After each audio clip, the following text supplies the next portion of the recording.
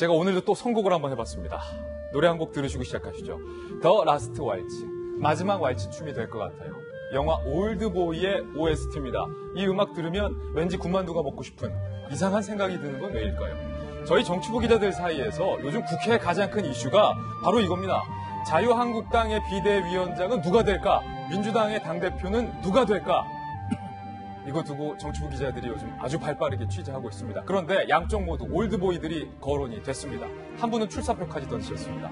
먼저 자유한국당에는 이회창 전 총재의 이름이 강하게 거론되고 있고, 또 민주당에는 잠시 후에 이야기 나눠보겠지만 이해찬 의원이 출사표를 던졌습니다. 먼저 자유한국당 얘기부터 들어보겠습니다. 이회창 전 총재가 한국당의 비대위원장?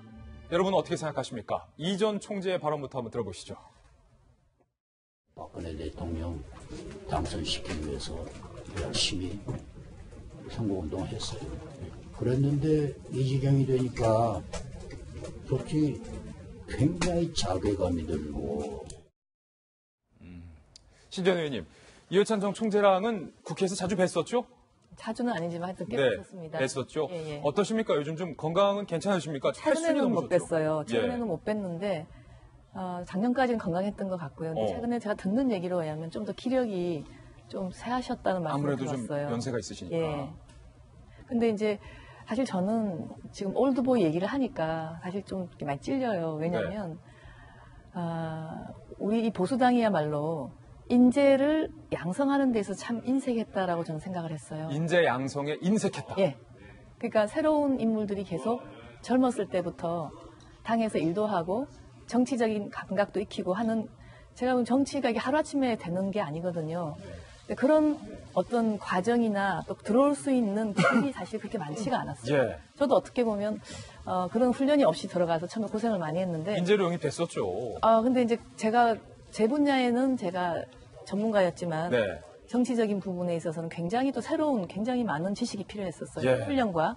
그런 분들을 이제 좀 젊었을 때부터 양성을 해야 된다는 게 계속 이야기는 제시가 됐지만 정말 그게 없다가 사실 이회창 지금 전 대표님이 그 일에서는 굉장히 많은 공헌을 하셨어요. 우리가 소위 지금도 보수당 하면 떠오르는 많은 의원들 계시잖아요. 예. 나경원 의원부터 해서 유승민 의원 등등 이런 분들이 다 이회창 대표께서 다 추천하신 분들이에요. 인재 영입을 했었던. 네. 그리고 어떻게 보면 이분이 건강만 허락하신다면 생각보다는 감각이나 능력 면에서도 뛰어난데, 저는 특히 한국당에 지금 이제 비대위원장을 데리고 온다 했을 때 두 가지 조건이 만족해야 된다고 봐요. 네. 뭐냐면 첫 번째는 당연히 개혁적인 보수의 가치를 잘 제시할 수 있어야 합니다. 네. 그리고 더 중요한 것은 현실적으로 당을 장악하고 기획을 할 수 있는 능력이 반드시 있어야 합니다. 지금 개파가 사실 아직도 살아있잖아요. 그럼요. 친이 친박. 이 어려운 네. 것을 정말 잘 넘길 수 있는 능력이 있어야 되는데 이 두 가지가 합쳐야 되거든요. 장악력과 카리스마. 그리고 플러스 미래에 대한 비전. 이걸 가지신 분이 누가 계신가. 예. 그러니까 자꾸 지금 인물만 40명, 50명 얘기할 뿐이지. 그래서 저는 사실 올드보이 말하기 전에 지금부터라도 보수당에서는 어떻게 하면 우리 정치권에 젊고 참신한 인재를 많이 넣을 것인가. 저는 그거부터 지금 신경을 써야 되지 않을까. 예. 신전 의원은 거론이 안 되네요. 생각 없으십니까? 저는 이게 자격이 안 됩니다. 너무 비대하지 않아서 비대위원장으로는. 제가 세봤는데 한국당의 비대위원장 후보가 무려 40명이 넘습니다. 어떤 분들이 거론되고 있는지 한번 저희가 추려봤습니다.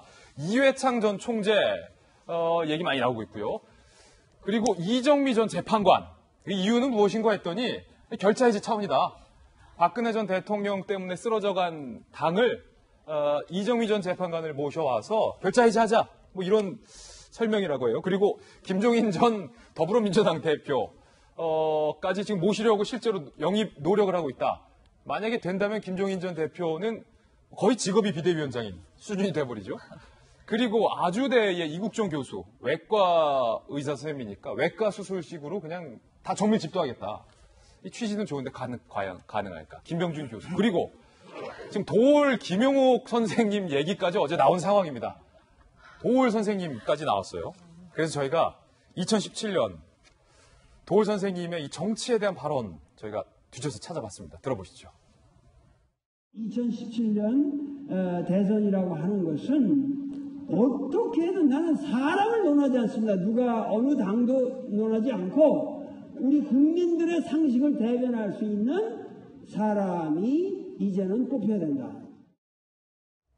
2017년 대선을 앞두고 2016년에 하셨던 말씀인데 이 칼럼 도우 선생님 물론 훌륭하죠. 그런데 이게 뭐랄까요? 한국당의 비대위원장으로 과연 적합할까?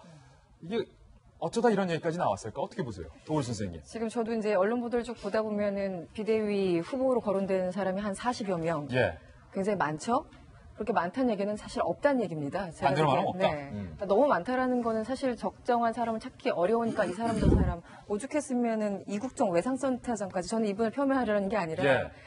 정치권에 더군다나 이 사실상 전쟁 중이라고 할 수 있는 비대위원장 자격에 과연 이분의 그 성함이 거론되는 것 자체가 사실은 이분한테 어떤 모욕일 수도 있어요. 어허. 네, 더군다나 뭐 그 이정미 전 헌법재판관이나 등등해서 여러분들이 다 나오고 있는데 지금 앞거는 도우 선생님 얘기까지 앞거는 도우 선생까지 나왔죠. 그런데 지금 보면은 뭐 박관용, 뭐 정의화 전 국회의장 같은 경우도 타진을 해봤지만 다 고사했다는 어떤 그런 얘기들이 있고요. 또 지금 김병준 교수나 뭐 이런 일부 어떤 뭐 교수 이런 분들은 또 약간 좀 하고 싶은 그런 마음을 일부 비추기도 했었어요. 그래서 여러 가지 지금 틀들이 있는데 기본적으로 당내에서 정리가 안 된 상태에서 외부에서 누군가 온들 그것이 얼마나 강력한 힘을 발휘할 수 있을지 예. 물론 이제 당 장악력 카리스마 있는 사람이 온다면은 가능할 것이다라는 기대로 이제 그런 분들을 모시고 오는 거지만 지금 내분이 워낙 크기 때문에 누가 오더라도 굉장히 휘어잡을 수 있는 그런 장악력을 발휘하기는 굉장히 힘든 구조예요. 힘든 구조다. 당내를 어느 정도 정리하고 모셔와야지 그분한테 대한 예의이기도 한데